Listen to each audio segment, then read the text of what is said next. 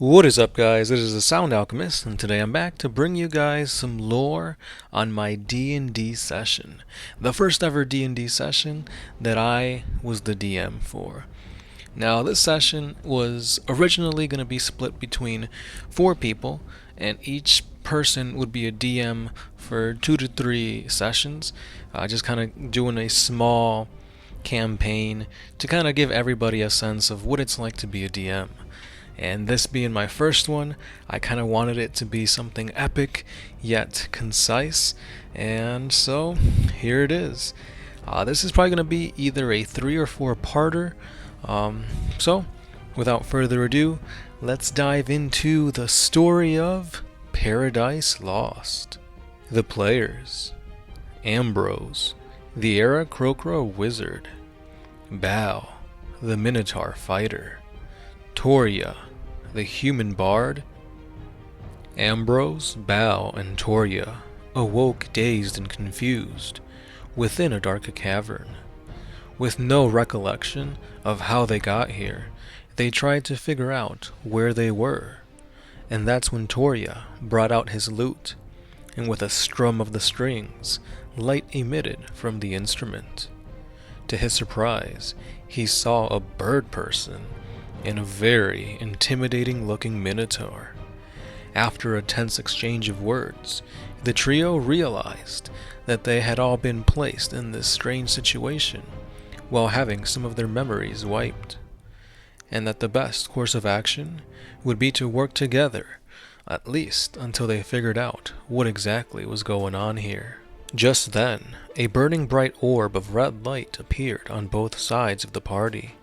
Showered in blood-red light, they saw that upon the cavern's walls were carvings with runes, but more pressingly, the floor was riddled with bones.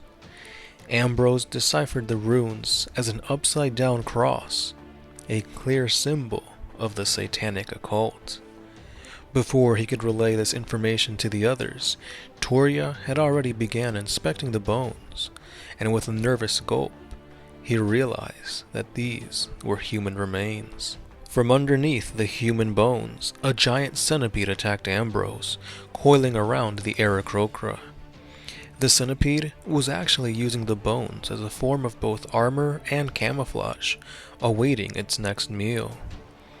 Ambrose struggled to free himself, but then, crunch, crunch, crunch.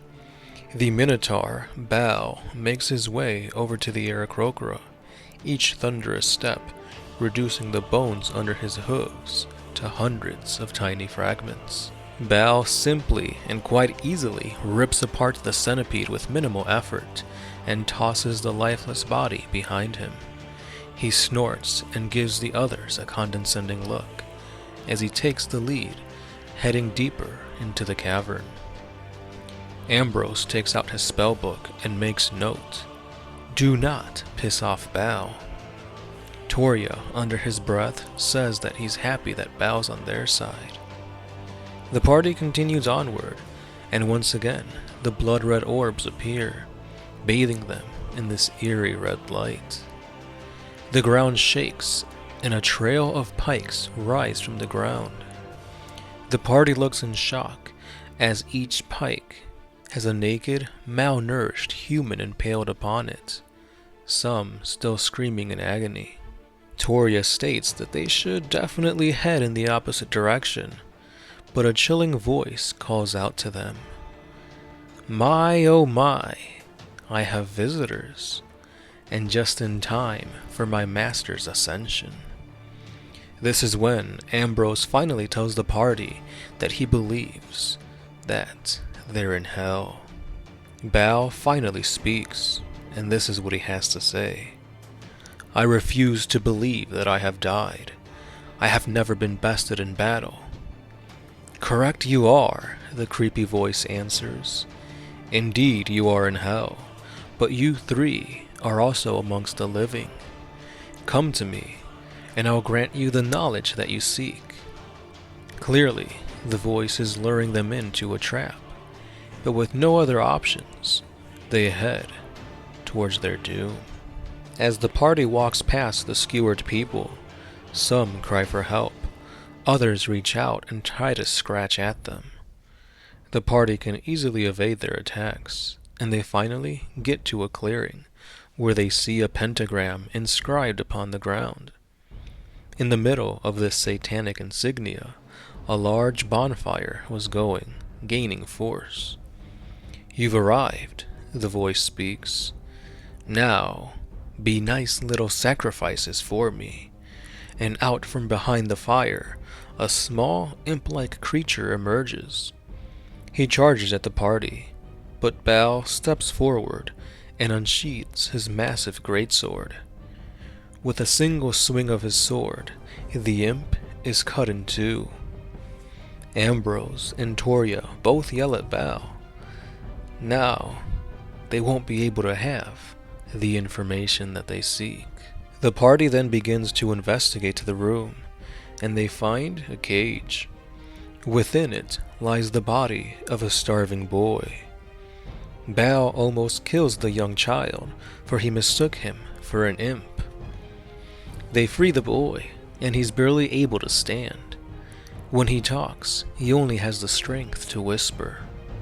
He tells them that he's been captured for so long by the demons within these caverns that he can barely remember what life used to be like before his enslavement. The party then decides to protect the child, but as they attempt to leave the clearing in the cavern, they notice blood dripping on them from above. As they turn to see what could be the cause for this, a massive fanged beast attacks. With a single swipe of his winged claws, the demon knocks Torya unconscious. Ambrose casted a protection spell upon himself and took the child, as Baal once again unsheathed his blade.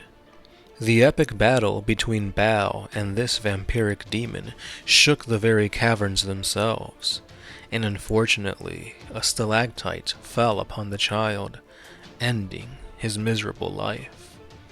Frozen in shock, Ambrose had failed to save this child, but also he had failed to see that the demon was now right behind him. Baal barely made it in time, and he took the brunt of the demon's attack. Ambrose quickly jumped back and tried to cast a spell, but a set of tiny hands held his beak shut. He couldn't believe what he saw. These hands, they belonged to the child, the same child who had died not too long ago. And then, bam! A massive punch to the gut sends Ambrose flying. The demon's punch also hit the child, snapping his spine in two. Ambrose, dazed but still in disbelief, wasn't sure if what he was seeing was actually reality or an illusion. Surely he had seen the boy die, crushed by the falling rock, and yet he was clutching the boy's body upon his lap. This weight, his warmth, this was indeed no illusion.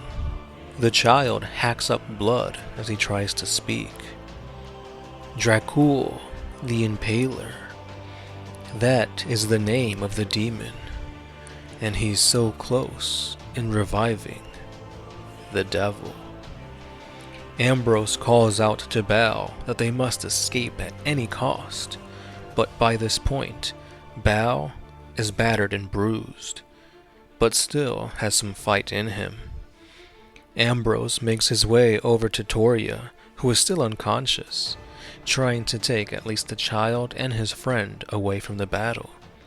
But as soon as he places him over his shoulder, a pair of bright red eyes stares back at him from the darkness. And with that, that concludes the first part to Paradise Lost. So as you can see, I wanted to make this D&D session pretty difficult. I feel like when there's a lot of danger at hand, you're kind of forced to make quick decisions, and you don't really have time to just kind of, take in the situation. You're forced to act quickly, and since these are characters that, my players have created, they have some type of attachment to them. So, that being said, they're not going to rush into battle so willy-nilly, but at the same time they got to think on their feet, and that's exactly what was going on with Ambrose and Torya. Unfortunately, for the DM, Baal was one tough mofo.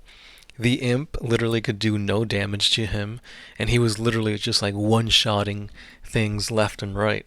So that's when I decided I had to throw Dracul the Impaler at him, and it was giving him a little bit of a battle, but still, Baal is one tough mofo.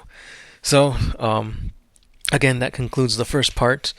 We have already done a little bit past this part in our session, so that should be up, if not later this week, probably next week. Yeah. So let me know what you think so far of my session, and things are gonna get a lot worse. So again, guys, if you have been the DM, let me know what type of scenarios you throw at your players. Let me know what kind of campaigns you run, and I guess that's all I got. As always, guys, I'm the Sound Alchemist, part of One Mind Syndicate, and I'll be catching you guys next time.